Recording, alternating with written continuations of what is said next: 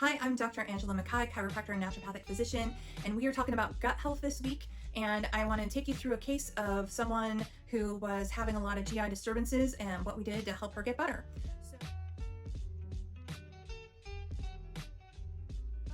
So I want to take you through the case of Susie. That's not her real name.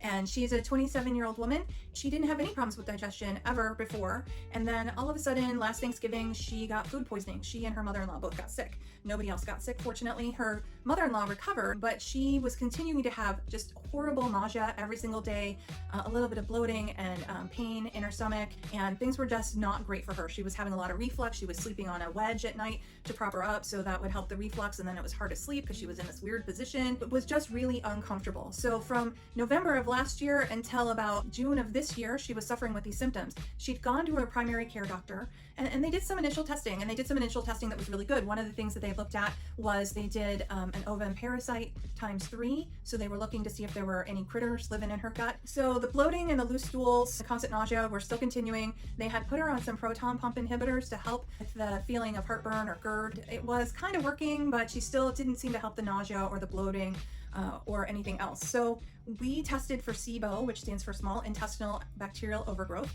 and we're going to have a whole week dedicated to SIBO. So we're going to talk lots more about this in the next week or so. We did that testing here. She had a kit that she took home and did the test at home and then mailed in, and it came out flat. When you have SIBO, you have bacteria that were living in her small intestine, and they were living off the food that she was eating. And as they eat that food and they start to metabolize that food, they have their own life cycle so that they're, off-gassing and doing their daily living thing in your gut. And it causes a lot of problems, and it causes some inflammation and all sorts of other symptoms, including all the symptoms she was experiencing. So she took that test. So that told me that she had a special kind of SIBO. The bacteria that she had that were living in her GI tract were producing hydrogen sulfide gas. And that was causing her a lot of disruption. As you can imagine, hydrogen sulfide is not something you want to have in your body. For her, we did 6 weeks of herbal treatment, and we combined that with 3 weeks of antibiotic treatment.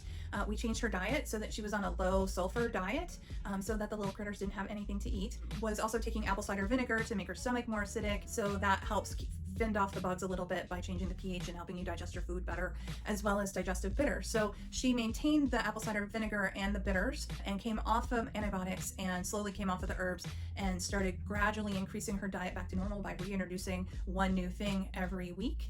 And she is now back to an almost completely full diet. No pain, no difficulty whatsoever. She was on the thin side to begin with and had lost an additional 20 pounds. So she has regained some of that weight back, and she's feeling great. She's got a lot of energy now, and she's back to her old self and super excited to be through that period in her life. So there are lots of things you can do, whether or not it's SIBO or something else, if you're having digestive issues naturopathically. There's so many things we can do to help you feel better that you should get in and get seen. If you have any questions, feel free to shoot me an email or drop a message in the box.